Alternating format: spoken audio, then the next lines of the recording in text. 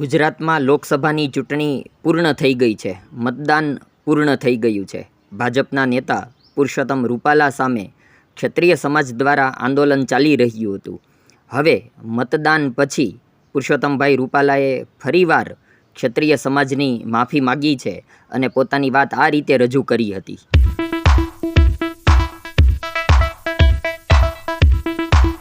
સૌથી પ્રથમ તો હું ફિલ્ડ ઉપર કામ કરનારા સૌ પત્રકાર ભાઈઓનો હૃદયપૂર્વક આભાર વ્યક્ત કરું છું કે આપ સૌએ મને ચૂંટણીના આ દોરમાં ખૂબ સારી રીતે સહકાર આપ્યો છે. એ માટે હું આપ સૌનો આભાર માનું છું. મિત્રો, આજે મતદાન ગઈકાલે પૂરું થયું છે અને મતદાનની પ્રક્રિયા પૂરી થયા પછીના મારા મનોભાવો આપની સાથે શેર કરવા માટે મેં આપ સૌને બોલાવ્યા છે. આપ બધાને ખ્યાલ છે કે મારી 40 વર્ષની જાહેર જીવનની કારકિર્દી છે અને એ કારકિર્દીના આ દોરમાં હું ચૂંટણી લડ્યો.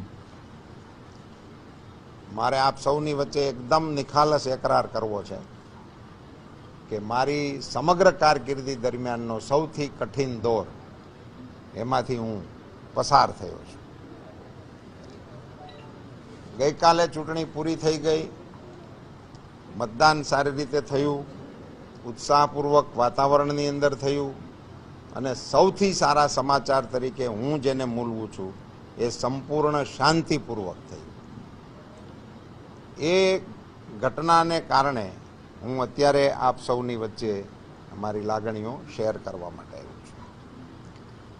સાથીઓ, મારા એક નિવેદનને કારણે આખી એ ચૂંટણીની અંદર ખૂબ મોટા વમળો સર્જાણા અને એને કારણે આ દોરમાંથી મેં જેમ આપને કહ્યું કે સૌથી મારો જાહેર જીવનનો પીડાદાયક કહો, કષ્ટદાયક કહો, એ દોરમાંથી હું પસાર થયો.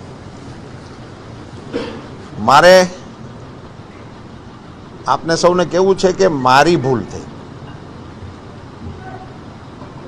મારાથી ભૂલ થઈ.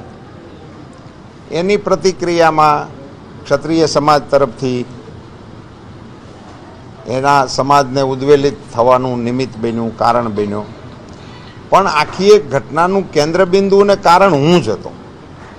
પણ થયું એવું કે અમારી આખી પાર્ટી પણ એમાં લપેટાણી અને અમારી આખી પાર્ટીને પણ સહન કરવું પડ્યું, જે મારા માટે સૌથી કષ્ટદાયક છે.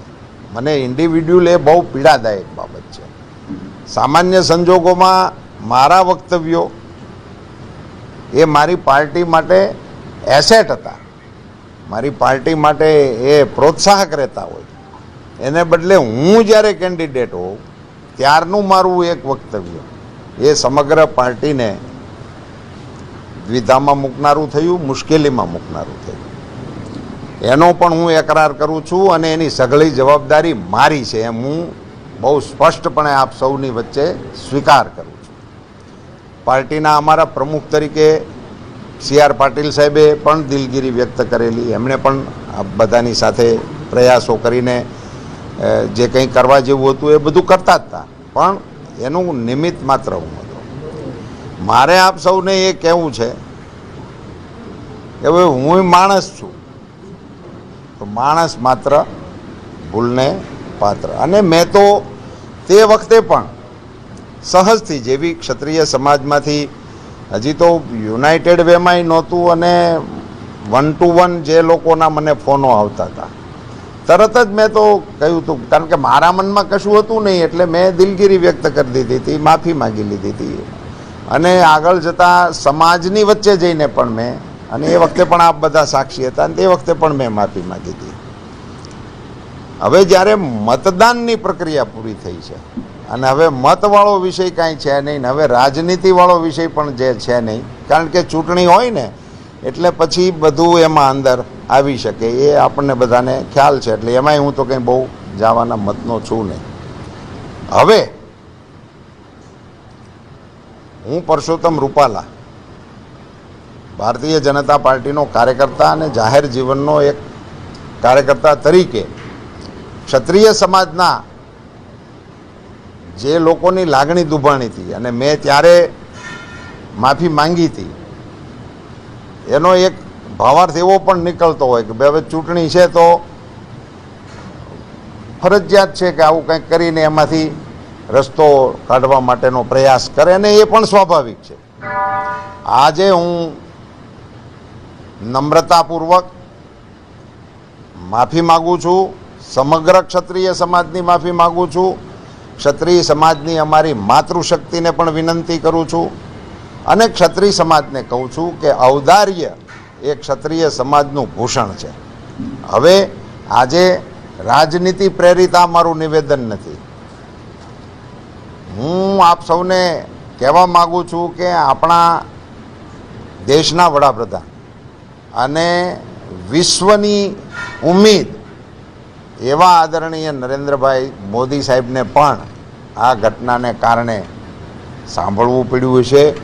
એમને પણ નાનું મોટું કશું પણ એમને જે થયું હશે એ પણ મારા માટે અત્યંત પીડાદાયક અને કષ્ટદાયક વિષય છે.